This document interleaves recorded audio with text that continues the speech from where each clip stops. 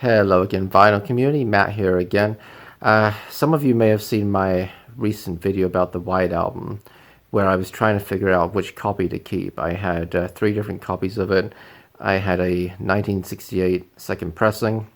I had a 1995 direct metal mastering copy, and I had a recent 2014, I think it was, repress. And there were pros and cons to all of them. And I decided in the end that I would keep the 95 copy, even though one of the records had a warp in it, but that one to me sounded the best, just sonically sounded the best. So that's what I ended up doing, and that was the one that most people who commented on that video recommended. They just said, you want to keep the one that sounds the best to you, particularly since the warp, although visibly noticeable, it wasn't audible, at least not to me. Now, I actually then went and bought this little guy here. So let me open it up and show you what it is. And many of you will have one of these already. I did not. I just thought it was about time, especially as they're pretty cheap. And that is a weight, a stabilizer weight. So, pretty simple idea. Once you've got the record sitting on the platter, just put on top of the spindle like that. And it weighs... I don't know what it weighs. It must be at least half a pound. It might be more than that. And it just helps to keep everything flatter. Now, I have to admit I was a little skeptical about it, but I kind of thought there's got to be something to it. And again, it was pretty cheap. I want to say it was $20-something. It wasn't too bad from Amazon. I chose a nice sort of brushed silver one to go with the turntable. And it actually does make a big difference.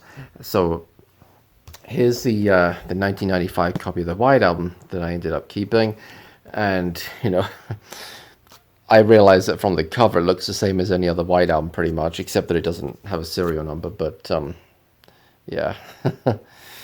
But anyway, take a look at the difference it makes. So I'll show you here a before using the stabilizer. You can see that the warp is quite obvious.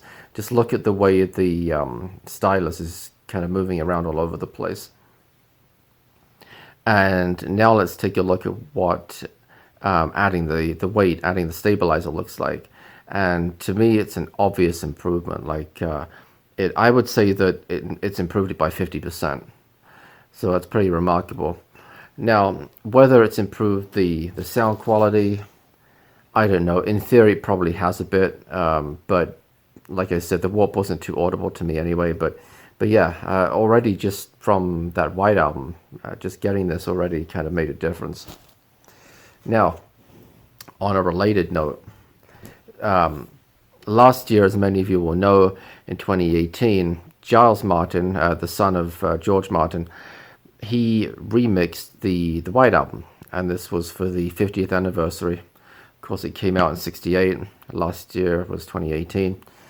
So I'd listened to it online once, and it didn't do anything for me. I'm going to be completely honest. I'm sorry.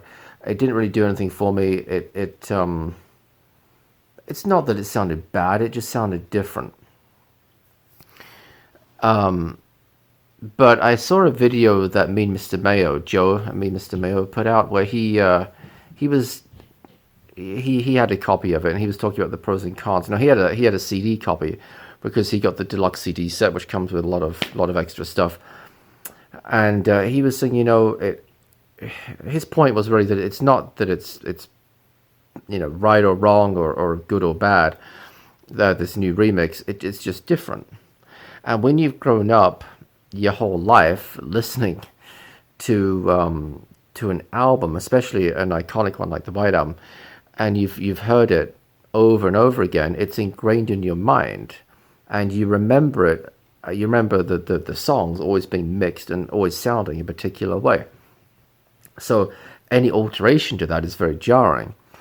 And he made a good point. So I've made myself listen to it several more times online, and it's actually really grown on me. Particularly if you just have to kind of push to one side the fact that you've heard the album many times before, and try to look at it from like a fresh perspective. So I had sort of said to myself, you know, I might get it, but it's kind of pricey. Even a used copy. In fact, I checked yesterday, there were no used copies on eBay whatsoever. Brand new, I think, is high 30s, 35, 39, something like that, dollars. So I figured, you know, used is still going to be at least 30 whenever they get any. Anyway, I stopped by a record store last night, and just for literally, I wasn't even in there for 10 minutes, but I just was flicking through the new arrivals, and lo and behold, they had the 2018 remix, and it was already a pretty good price. It was $25, and it's not in the shrink anymore, but other than that, it's basically mint condition. And you know, I said to the guy, "Will you take 20?" And he said, "Yeah," he did 20.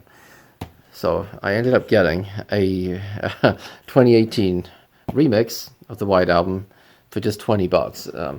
I may not have paid full price for it, but but this is half what I would have paid brand new. And like I said, it's in really minty condition, very nice indeed. So I'm very pleased to have it. You know, it's now I've got these. We've got the 95 version and we've got the 2018 remix, and I'm really enjoying it. There's just little nuances here and there, you know. I think the drums and the bass are a little tighter. The stereo panning is definitely different. You know, whether it's an improvement is a matter of taste in some respects, but the vocals in particular tended to be panned to the left or right on the White Album, on the original mix in the 60s that George Martin did. And they're a lot more centered on the recent remix, which, again, it's a matter of preference, I guess. That does make it sound more modern, because that's the way that most contemporary music will be mixed as well. You'd have the vocals in the center.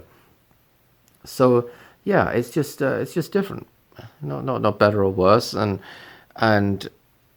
I probably would not have bought it new, but for getting it for half the price, even if it's used, you know, in mint condition, absolutely, yeah. But it's my favorite Beatles album. It had to be done, right?